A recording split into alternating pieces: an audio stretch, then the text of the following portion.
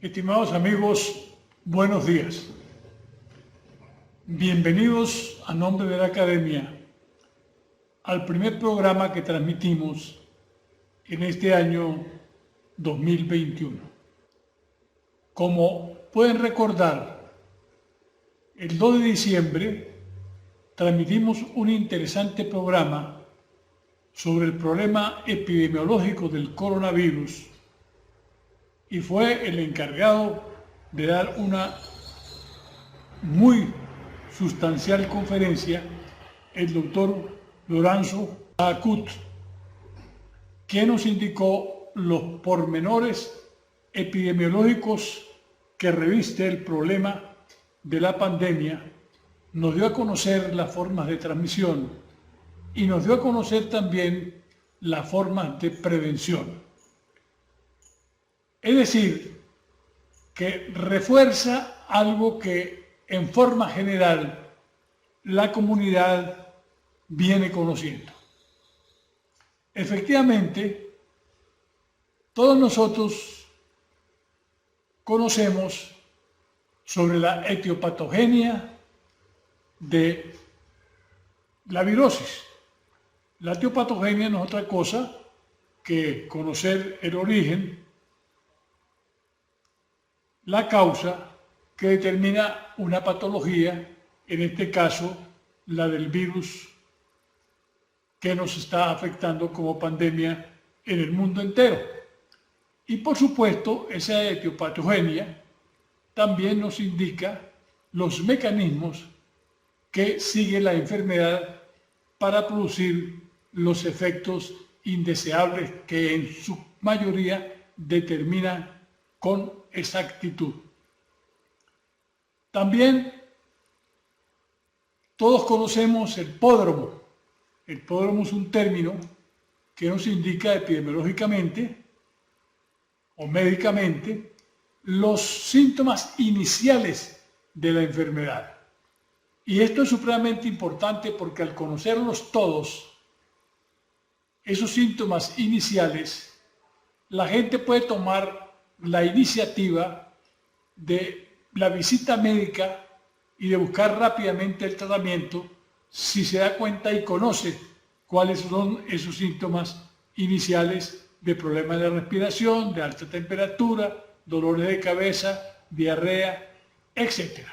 Y por otra parte, también conocemos los síndromes, es decir, el conjunto de síntomas que caracterizan a la enfermedad e incluso el número de complicaciones que ella determina, fundamentalmente a nivel renal, a nivel cardíaco, a nivel cerebral, a nivel visual y a nivel respiratorio, a nivel pulmonar, donde se asienta uno de los principales problemas, la inflamación de los pulmones, que terminan por generar dificultades respiratorias enormes e incluso la muerte por falta de oxígeno.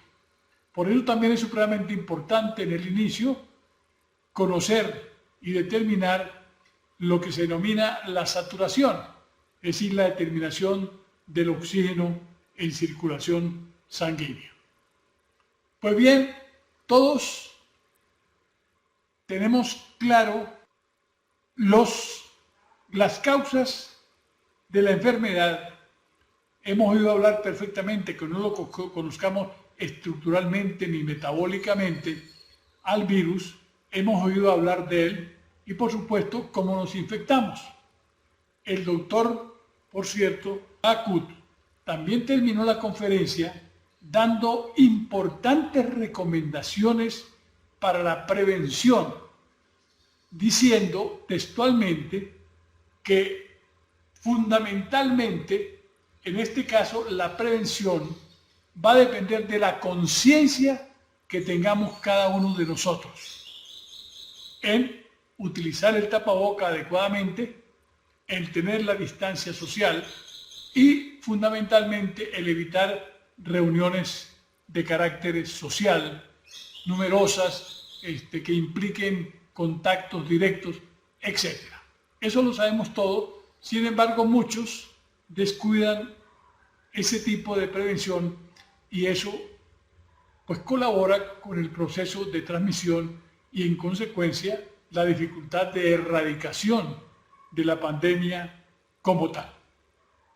Pero si bien todos conocemos los problemas biológicos y los problemas funcionales implicados por la virosis, es necesario entender que a esa parte biológica, a esa parte de la sintomatología corporal, cardíaca, respiratoria, renal, cerebral, etcétera, se superponen problemas de carácter psicológico muy importantes y que a veces son tremendamente perjudiciales.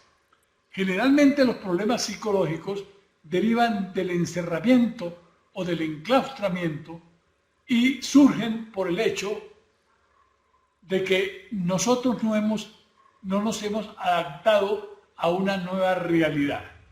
Parece que los chinos han trabajado educativamente sobre el particular y consideran que uno de los aspectos que ha ayudado a la falta de difusión del coronavirus y en consecuencia a la tranquilidad de la gente es el asumir con propiedad conscientemente que se trata de una nueva realidad y que hay que proceder de acuerdo con esa nueva realidad. Pues bien, el enclaustramiento, el distanciamiento social, el sentirnos solos, ausentes del entorno que acostumbramos, va a producir fenómenos de ansiedad, de estrés, de miedo, de represión, de confusión, de ira e incluso llegar hasta autolastimarse psicológicamente, dándose en momentos determinados y de mucha gravedad, incluso suicidios por efectos de las depresiones que provoca eso. Y todos conocemos y sabemos que en nosotros sucede eso, aunque tomando conciencia de la situación, pues podemos neutralizarla. Pero todo lo que pasa alrededor con el virus, la enfermedad de nuestro amigo, la muerte de nuestro compadre, el distanciamiento de los hermanos, la imposibilidad de reunirse, de trabajar adecuadamente, etcétera, va generando todo este tipo de elementos que en este caso sí la mayoría desconoce por qué surgen y también cómo comportarse respecto a ellos para evitarlos o por lo menos para atenuarlos. En función de estos criterios, hoy hemos invitado a la doctora Verónica Serrano, que nos va a hablar del tema al cual tituló Enfoque psicoanalítico tridimensional de la pandemia.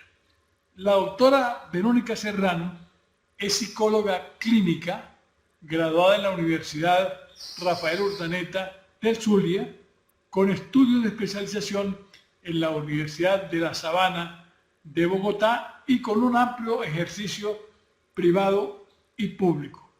Ella forma parte de la Unidad Docente Asistencial de Psiquiatría en el área social en el Hospital Universitario de los Andes. Y algo muy importante, porque es muy reciente, es una gran responsabilidad, es miembro de la Comisión Asesora Científica para la Atención de la Pandemia de COVID-19 en el Estado Mérida. Y ella tiene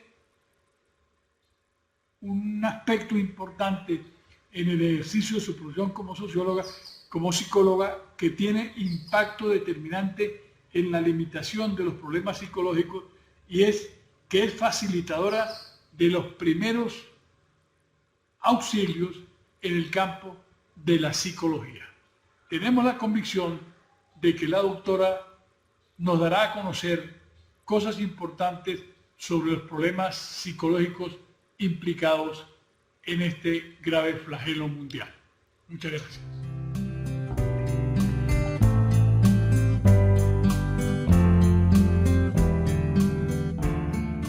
Buen día a todos.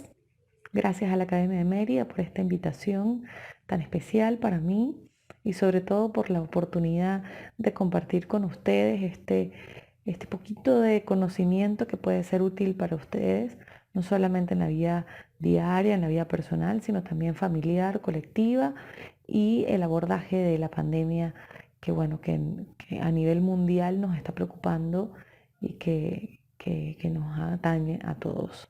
Antes de entrar en materia, me gustaría que tomaran lápiz y papel, por favor, para que tomen nota de las inquietudes, dudas, preguntas, comentarios, sugerencias e ideas que se les vayan presentando en el transcurrir de todo este seminario. Esto es importante para que ustedes puedan reforzar este conocimiento y sobre todo ver la practicidad de la información que les estoy dando y ponerla en práctica, por supuesto, en su vida cotidiana. En 1992, Vallès y Reeves empiezan a desarrollar un modelo psicológico de prevención de enfermedad VIH-Sida. Es en este momento donde las cosas empiezan a tomar un rumbo diferente desde el enfoque psicológico, cómo las personas adquieren la enfermedad, su adherencia al tratamiento y por supuesto cómo pueden recuperar su salud o superar la enfermedad desde una perspectiva psicológica. Es por esto que también es sumamente importante hablar desde el enfoque psicológico, no solamente el impacto psicológico que ha tenido la pandemia en nosotros como seres humanos, la cuarentena, etcétera, y la COVID, por supuesto, en este momento, sino que también cómo nosotros desde la psicología podemos ser agentes de prevención, agentes de cambio, promotores de cuidado y evitar, por supuesto, que la curva siga en aumento y que los casos sigan en aumento exponencial en todas partes del mundo. El padre de la terapia cognitiva se llama Aaron Beck y en 1976 él desarrolla el esquema básico de esta misma terapia, donde explica que el ser humano está conformado por tres factores: pensamientos, emociones y conducta. Estos tres factores se relacionan como si fuera un triángulo y por supuesto están relacionados bidireccionalmente, es decir, que las emociones desarrollan pensamientos y viceversa. Y por esto también se desarrolla como una regla matemática. Pensamientos positivos desarrollan emociones positivas y conductas positivas. Y a su vez, si existen pensamientos negativos, los pensamientos van a desarrollar emociones negativas y conductas negativas. Es una regla matemática muy sencilla, digamos así, ¿ok? Hay teóricos que explican que primero son los pensamientos, que se presentan primero los pensamientos, y hay otros que explican que primero se presentan las emociones. Pero realmente lo que nos importa es esta relación que existe entre estas tres. Y sobre todo, como les digo, la importancia que tiene en nuestra cotidianidad y en nuestra personalidad. Vamos a poner un ejemplo muy sencillo. Si nosotros nos despertamos en la mañana con un pensamiento muy positivo: wow, qué bonito día, qué chévere, hoy es lunes, voy a ir a trabajar, qué maravilloso. Por supuesto, mi emoción va a ser de entusiasmo, de alegría, bueno, de ánimo. Y eso va a estar directamente relacionado con el comportamiento. Es por esto que nosotros vamos a salir a la calle a trabajar con una buena actitud, nos vamos a vestir bien, vamos a caminar erguidos con un tono de voz alto, sonrientes, vamos a ser amables con nuestro entorno, etcétera. ¿Ok? Pero si de repente nos despertamos con un pensamiento un poquito más incómodo, un poquito más de tristeza, como de desánimo, que bueno, qué fastidio, ya es lunes, no quiero ir a trabajar, me prefiero quedarme en la cama, etcétera, etcétera. De repente, ¿cuál va a ser mi emoción? Es una relación directa. Mi emoción va a ser de desaliento, de pereza, de desmotivación, de desgano, y eso se va a ver reflejado en el comportamiento. Ya yo no voy a salir a trabajar derecha, erguida, arreglada y con una actitud muy amable y empática. Todo lo contrario, probablemente voy a salir, ay, un poco jorobada, un poco fastidiada, de repente voy a estar amargada con mi entorno, le voy a responder mal a mi jefe o a los clientes y va a haber una relación ahí desagradable. Entonces, ahora entendiendo esta relación que existe en esta triada, digamos, en este esquema básico, ¿qué sucedería si nosotros colocamos pensamientos distorsionados? Existen pensamientos distorsionados y como les he explicado antes, nuestras emociones se van a presentar de manera distorsionada y por supuesto nuestros pensamientos van a ser distorsionados. Y lamento decirles que gran parte de nuestros pensamientos cotidianos son distorsionados. De hecho, nos hemos podido dar cuenta que entre el 70 y el 80% de nuestros pensamientos cotidianos son distorsionados. Ahorita les voy a explicar cuáles son y ustedes poquito a poco se van a ir dando cuenta de o van a ir identificando los suyos propios. De hecho, para eso también es el lápiz y el papel, para que ustedes vayan anotando poco a poco esos pensamientos que ustedes vayan identificando que son propios o que también son pensamientos que hayan escuchado en su comunidad, en la sociedad o en la familia. El primer pensamiento que tenemos que hablar, del que tenemos que hablar es de la generalización. ¿Cómo nosotros generalizamos? No podemos generalizar absolutamente nada, porque esa es una distorsión de pensamiento. De hecho, en eso consiste la distorsión de pensamiento, en una modificación de la realidad, ¿ok? No es una negación, tampoco es que yo me estoy inventando una realidad ficticia, etcétera. No, no, no. No es ficción, es simplemente una modificación de la realidad. Entonces, el primer pensamiento, la generalización, es uno de los más comunes, ¿ok? Y que se pueden evidenciar muy fácilmente. Vamos a poner ejemplos. Por lo menos en Venezuela, muchas personas hablan de los maracuchos. Es que todos los maracuchos son ta, ta, ta, ta, ta, ¿ok? O es que todos los caraqueños son tal, tal, tal. O de repente hablamos de una profesión particular. Todos los políticos tienen características tales y tales. O hablamos de aspectos culturales, como de repente en la cultura se habla de características generalizadas de los hombres o de características generalizadas de las mujeres. Entonces, evidentemente, esta generalización nos va a hacer tener emociones distorsionadas y pensamientos distorsionados al respecto. El siguiente pensamiento distorsionado es la suposición. ¿Cuántas veces suponemos al día? Si yo voy para tal sitio, capaz que me pasa de esto. No me contestó, esto debe ser que está en otro cuento. Esto debe ser que no quiere contestarme. Debe ser que está molesto conmigo. Y nosotros empezamos a suponer y a suponer. Y de hecho, basamos emociones como obviamente es este esquema básico, tenemos emociones referentes a eso. Me incomodo, me fastidio, me pongo triste, me preocupo demasiado. No me contesta el teléfono, eso es que algo malo le debe haber pasado. Y empiezo a preocuparme o me angustio. ¿Cómo estas suposiciones determinan ciertas cosas? Sigamos analizando, por favor. Después continuamos con otro pensamiento también bastante común, que es la minimización. Minimizamos ciertos aspectos, les damos menos importancia del que realmente tiene. O lo maximizamos, es decir, que le damos un valor excesivo del que realmente tiene. Otro pensamiento distorsionado es la negación también. En oportunidades negamos que nos importa algo, que sentimos algo particular o negamos que algo nos hace ruido o nos incomoda. Y por supuesto eso, como les digo, molesta, causa malestar y genera emociones, distorsionadas. Y obviamente un comportamiento distorsionado no coherente con la realidad. Eso también es bien importante, ¿ok? Otro pensamiento que podemos identificar es la personalización. Como les dije anteriormente, como de repente, o podemos suponer, pero la personalización lo que hace es que nosotros nos tomamos todo a título personal. Sucede alguna situación y esto, ¿por qué me pasa a mí? ¿Por qué me sucede a mí? ¿Por qué me lo haces a mí?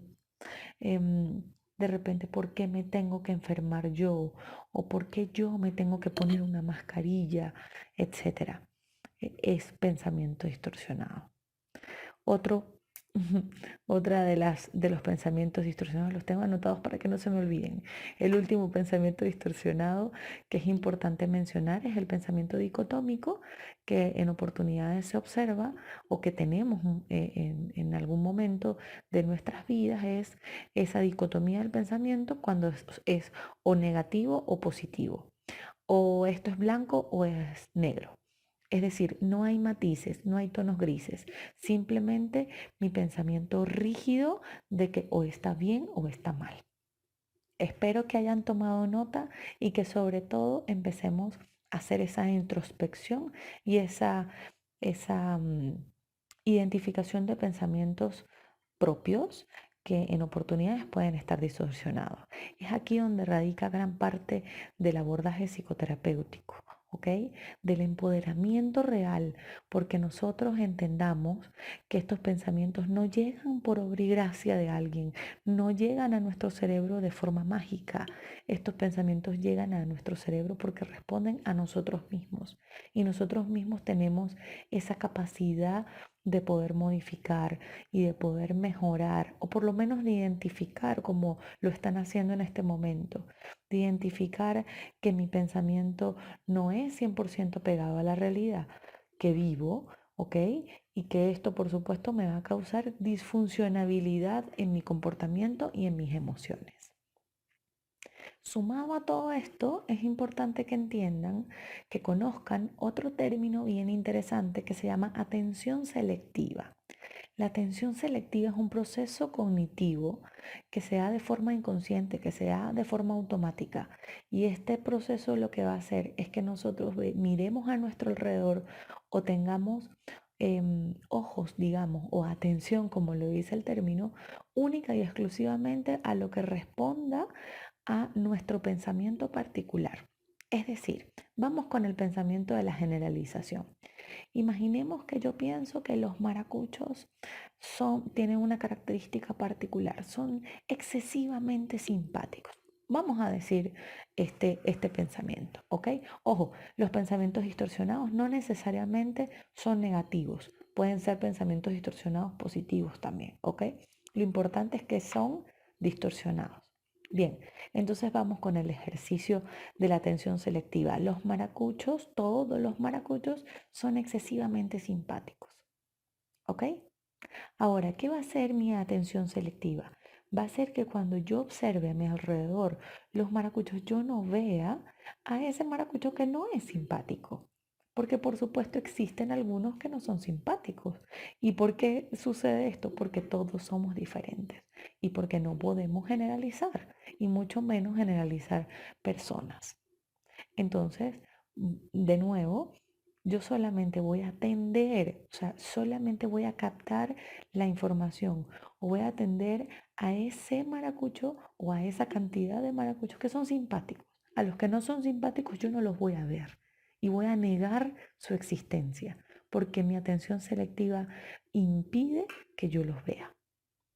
Y por supuesto, cuando yo quiera demostrarle a otra persona que mi pensamiento es correcto, yo voy a decir, mira, aquí están, todos estos son excesivamente simpáticos.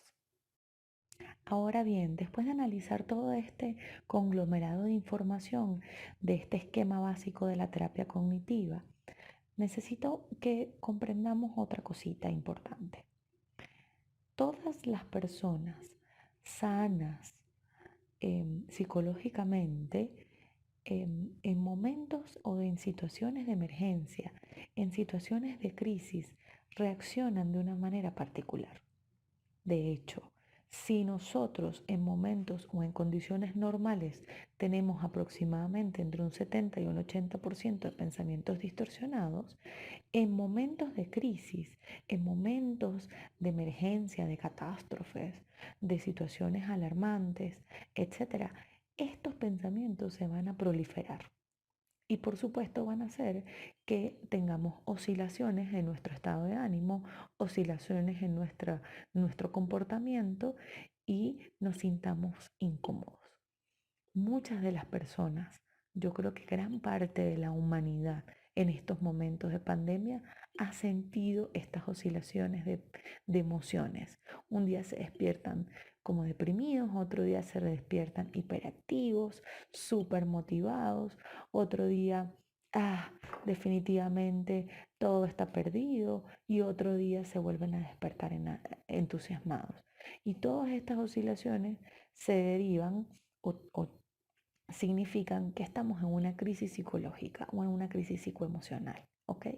Y esto es normal en condiciones normales. No quiere decir que estamos locos, no quiere decir que estamos mal de la cabeza por presentar todos estos síntomas, ¿de acuerdo? De hecho, está escrito en la bibliografía reacciones colectivas en situaciones de emergencia. Es interesante que de repente más adelante podamos conversar de eso o en otro seminario que podamos hablar, ¿sí?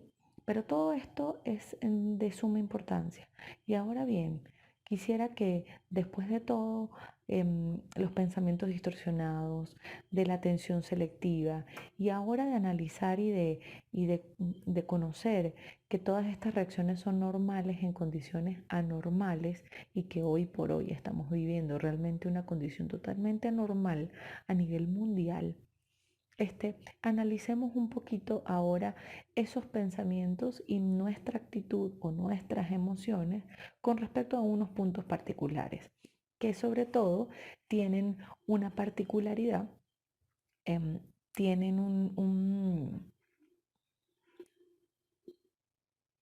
tienen un efecto en el papel que nosotros desarrollamos como individuales, como seres individuales, como les decía, como seres colectivos y como seres familiares dentro de este aspecto de la pandemia. El primer aspecto, por supuesto, es qué pensamientos tengo con respecto a la percepción del riesgo. Todos estos tópicos, digamos, que les voy a mencionar ahora, son tópicos que yo he observado que a nivel mundial se están desarrollando. Hay temas particulares que no solamente desarrollamos en Venezuela. Acá, por ejemplo, nos preocupamos y minimizamos, o fíjense cómo es, minimizamos el riesgo o minimizamos la amenaza que tenemos de contagiarnos por algún tipo de virus y de hecho minimizamos la existencia de este virus atribuyéndole o haciendo suposiciones de que bueno, de que esto ya tiene un tilde político o otras personas desde otro aspecto. Pero fíjense cómo todo esto es, como les digo, un pensamiento distorsionado ante esta situación. Y eso ha desarrollado o ha permitido que a nivel mundial el crecimiento de casos haya sido exponencial. Entonces les repito, la percepción del riesgo, qué interesante es mirar si yo estoy minimizando o si estoy maximizando de repente el riesgo que tengo al exponerme, al salir a la calle, el riesgo que tengo a ser infectada de la COVID o el riesgo, por supuesto, al no usar las medidas de bioseguridad recomendadas, por supuesto. Otro punto importante son los hábitos personales, sociales y laborales. ¿Cómo esto influye? Si yo tengo una rigidez bastante fuerte a mis hábitos sociales, por ejemplo, a mis hábitos laborales y hasta los personales, de aseo personal, de rutinas cotidianas, etcétera, yo no voy a poder desarrollar algunos hábitos que tengo que empezar a incorporar en mi rutina y que tengo que empezar a incorporar en mi vida para poder evitar infectarme de la COVID. Otro tema, otro tópico importante son los roles personales. Cada uno de nosotros tiene roles particulares y tenemos que aprender a enfocarnos en ellos mismos.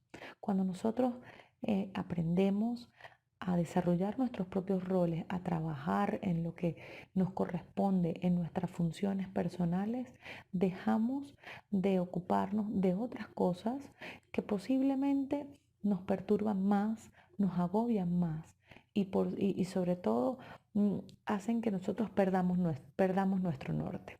Si yo me enfoco, empiezo a mirar cuáles son mis roles personales. Por ejemplo, los míos son, yo soy hija, yo soy madre, soy esposa, soy amiga, soy psicólogo, por supuesto, soy ciudadana, merideña, venezolana.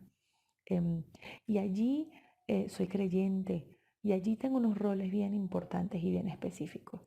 Y sobre todo dentro de esos roles está el cuidado personal, el cuidado individual y el cuidado de mis familiares. Entonces tenemos que empezar a ser coherentes con lo que somos, con lo que pensamos y sobre todo con lo que hacemos, ¿ok? Hay que revisar eso. Otro de los puntos importantes que tenemos que mirar es la identificación de síntomas físicos o de síntomas psicológicos, ¿ok? En oportunidad, fíjense que se ha notado muchísimo cómo, les repito, estos pensamientos distorsionados se han minimizado el hecho de identificar algunos síntomas físicos que se han notado en alguna sociedad.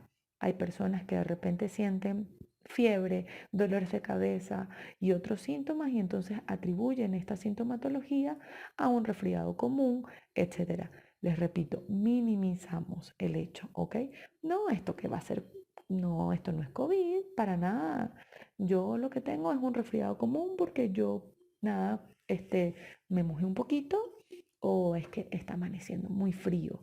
Entonces, bueno, lo que tengo es un resfriado común. Entonces minimizo ese síntoma que está apareciendo y por supuesto cuando me doy cuenta, el síntoma se empieza a agravar, se empieza a exacerbar y yo tengo un cuadro complicado. Eso ha sucedido y está sucediendo no solamente en Venezuela, sino en todas partes del mundo, ¿ok? Y también los síntomas o en oportunidades, ese síntoma psicológico también lo magnificamos. Me siento angustiadísima, estoy mal, horrible y empiezo a somatizar, ¿ok? Fíjense, les repito, cómo influye estos pensamientos distorsionados en nuestra vida cotidiana. Y por otra parte, el locus de control externo. Me he dado cuenta que a nivel mundial se repite el mismo pensamiento de la gente, la misma idea de la gente de que las autoridades no están diciendo la verdad, de que los medios de comunicación dan cifras falsas, etcétera, etcétera.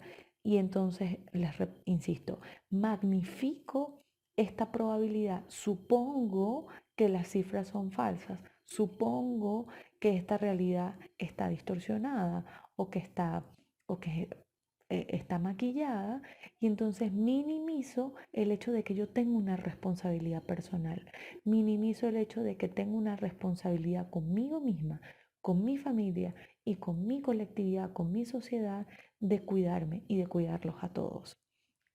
Bueno, haciendo un repaso, percepción del riesgo, hábitos personales, laborales y sociales que hay que revisar, por supuesto, locus de control interno y externo, que hay que tener un equilibrio en ello, eh, los roles personales, la revisión de cómo yo estoy tomando esos síntomas físicos y síntomas psicológicos y por último, el desarrollo, como les digo, de todos estos pensamientos en mi vida cotidiana o en nuestra vida cotidiana. Muchísimas gracias por esta oportunidad. Espero que les haya gustado. Espero con ansia sus comentarios, sus ideas, sus opiniones y poder hacer un feedback de todo lo aquí expuesto. Un abrazo para todos. Cuídense y felicidad.